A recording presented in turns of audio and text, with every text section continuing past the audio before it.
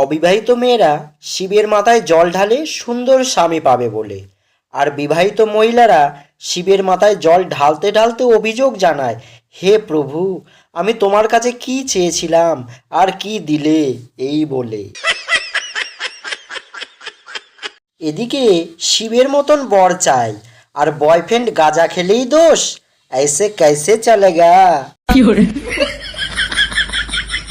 শিবের মতন বর চাও, আগে নিজে পার্বতী হও, মাসে মাসে বয়ফ্রেন্ড পাল্টালে কি আর শিব পাওয়া যায়। প্রেমের সময় কৃষ্ণ আর বরের সময় শিব, এরকম 2 নম্বরই প্রার্থনা ভগবানও শোনে না, তার যতই শিবরাত্রি করো না কেন। হেলমেট আর স্ত্রী বাঁচাতে গেলে দুটোকেই সবসময় মাথায় করে রাখতে হবে।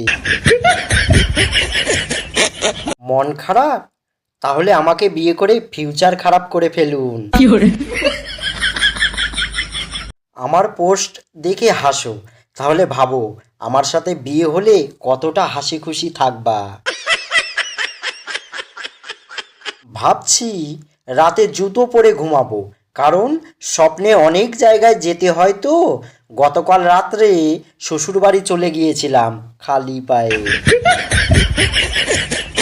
এক ভদ্রলোক গর্বের সাথে বলতেন তিনি নাকি গত 30 বছর ধরে গীতার বাণী শুনে আসছেন। কদিন আগে খোঁজ নিয়ে জানা গেল উনার স্ত্রীর নাম নাকি গীতা। একদিন এক মহিলা এক ষাঁড়কে রুটি খাওয়াচ্ছিল। এক ভদ্রলোক তাকে বললেন, ম্যাডাম, এটা ষাঁড়, এটা গরু নয়। তাছাড়া প্রতিদিনই গ্রামের কাউকে গুঁতো দিয়ে হাড় ভেঙে দিচ্ছে এই ষাঁড়। মহিলা, হ্যাঁ আমি জানি এটা গরু নয়, ষাঁড়, আর আমার স্বামী হাড়ের ডাক্তার, এই ষাঁড়ের জন্যই তো তার হাসপাতাল চলছে। বাজারে এমন কোনো জিনিস আছে কি যে বিগত 10 বছরে একটুও দাম বাড়েনি? হ্যাঁ আছে তো। বলিস কি রে, কি? কেন? ঘোড়ার ডিম। কখনো ভেবেছেন কি এম সোজা আর ডাব্লু উল্টো কেন লেখে? কারণ ম্যান হয় সোজা আর ওম্যান সব সময় উল্টো চিন্তা করে। এটির জলজ্যান্ত প্রমাণ গতকাল আমার সাথে ঘটল।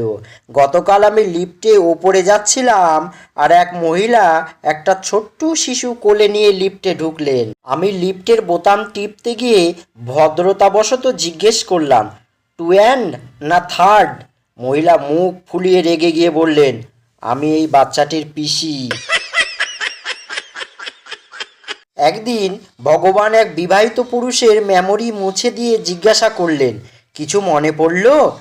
বলল, বউয়ের নাম ছাড়া কিছুই মনে পড়ছে না। তখন অবাক হয়ে ভগবান বললেন, ভাইরাস রয়েই গেল। আমার প্রিয় ইউটিউব পরিবারের সদস্য সবাইকে জানাই বাংলা হাসির ভাণ্ডারের পক্ষ থেকে অসংখ্য ধন্যবাদ। সকলে ভালো থাকবেন, সুস্থ থাকবেন, আর জোকসগুলো শুনে কেমন লাগলো কমেন্ট করে জানাবেন। আর চ্যানেলটিকে প্লিজ সাপোর্ট করে যাবেন। যারা এখনও পর্যন্ত সাবস্ক্রাইব করেননি প্লিজ সাবস্ক্রাইব করে দেবেন। আজকে এই পর্যন্ত রাখছি, ধন্যবাদ সবাইকে।